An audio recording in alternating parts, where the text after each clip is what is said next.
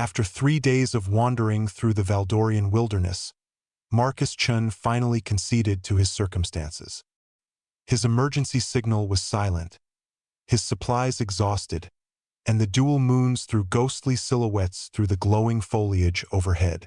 The woods appeared vibrant with murmurs and motions that were never intended for human eyes to behold. The Galactic Council had issued a caution regarding individual exploration endeavors, particularly on unknown planets such as Valder Prime. "Humans are careless," they'd remarked in their tactful manner. "Your kind does not possess the inherent protections required to endure in adverse surroundings."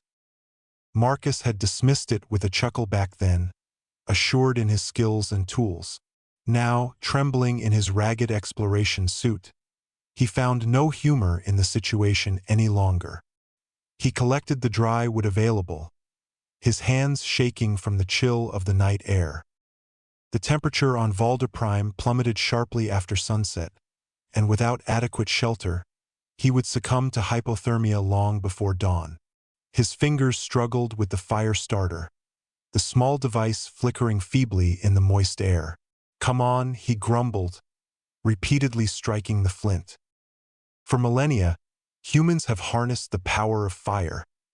Let us not falter at this crucial moment. The ember ignited, and a flicker of fire started to flourish. Marcus meticulously tended to it, offering twigs and bark, fostering the flames until they roared fiercely enough to dispel the shadows. The warmth enveloped him like a blessing, and for the first time in days, he permitted himself a flicker of hope. At that moment, he caught a faint sound, a delicate whimper, almost lost amidst the hissing of the flames. Marcus halted, his hand reflexively reaching for the plasma knife secured at his belt. The sound approached once more, now paired with the gentle rustling of the underbrush. His skills were put into action. Recognize the danger, evaluate alternatives, ready yourself for battle or escape.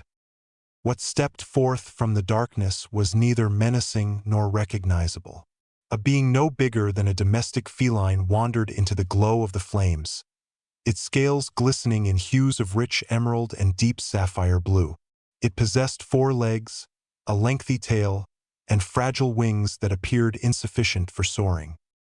Most notably, it possessed eyes, large and perceptive, that mirrored the firelight with a strikingly human-like consciousness. Marcus blinked vigorously, questioning whether dehydration was leading to visions that weren't really there. Yet the being was undeniably real, and it bore wounds. Dark liquid, likely blood, clung to the scales on its left side, and one wing drooped at an unusual angle. "Well, I'll be surprised," Marcus murmured. "You are a magnificent creature of legend." The being regarded him with an expression that appeared more inquisitive than apprehensive. It took another cautious step toward the flames, then crumpled, its tiny chest heaving up and down quickly. Every guideline Marcus had absorbed regarding initial encounters blared alarms in his mind. Mysterious organisms, uncharted life forms, unidentified diseases.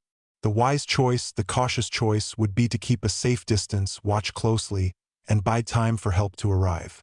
Instead, Marcus felt himself drawing nearer.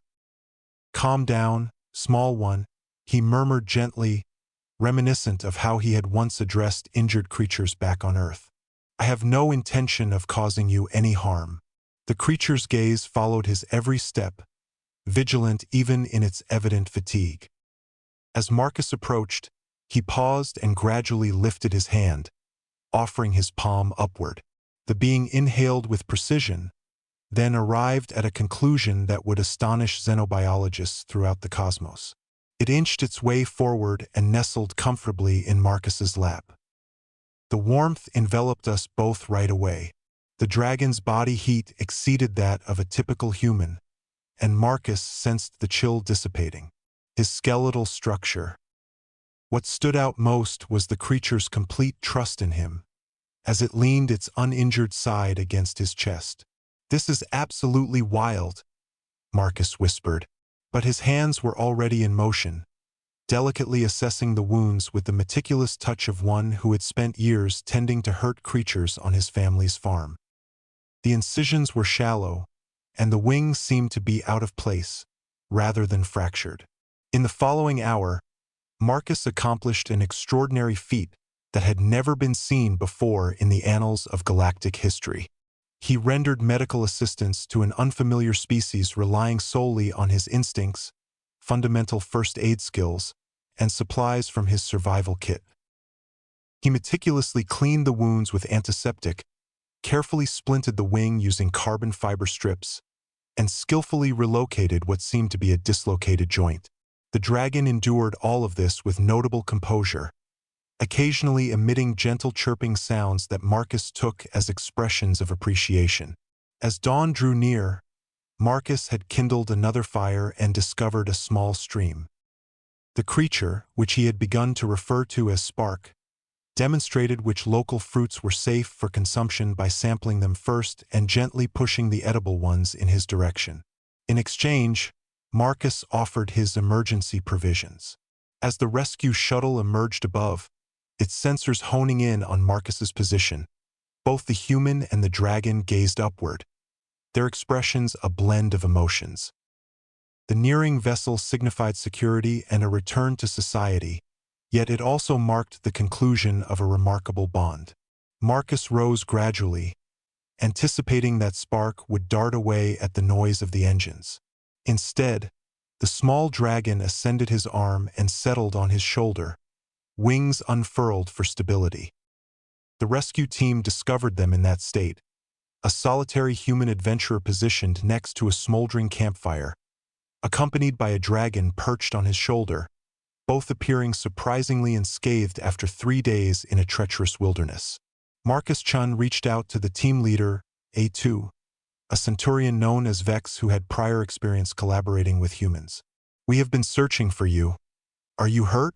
"No," Marcus replied, softly caressing Spark's neck, "but my companion here could benefit from a skilled healer." The centurion's 4 eyes grew wide with astonishment. "Is that your companion?" "It's quite the tale," Marcus remarked with a smirk, "but I believe the Galactic Council will be interested in hearing it." Later, as Marcus sat in the medical bay of the rescue ship, xenobiologists and diplomats inundated him with inquiries about first contact protocols and interspecies communication, yet his focus remained on the small recovery chamber where Spark lay peacefully, wings properly arranged and wounds mending. The head xenobiologist, Dr. Keth, at last posed the inquiry that was on everyone's mind. "What led you to believe it wouldn't pose a threat to you? What led you to believe it was secure?" Marcus pondered the question with great care. He confessed that he hadn't, but it was filled with pain and solitude, much like my own experience. "At times, that suffices." Dr. Keth scribbled down notes with great intensity.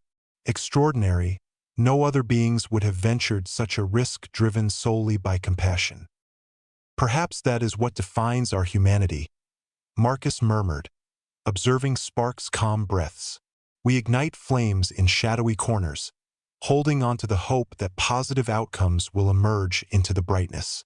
Upon their return to the space station, Marcus Chun achieved a historic milestone as the first individual to establish harmonious communication with the Valdorian dragon clans. The event ignited a fresh chapter of collaboration among different species, with humans acting as facilitators for races that had previously been unable to converse. However, Marcus consistently maintained that Spark was entitled to a significant share of the recognition. Ultimately, the small dragon displayed remarkable courage by venturing into an unfamiliar lap, believing that warmth could be exchanged safely. Ultimately, that is the lesson the galaxy gleaned regarding humanity. They were the kind that would ignite flames in the shadows and embrace anyone who arrived in search of comfort.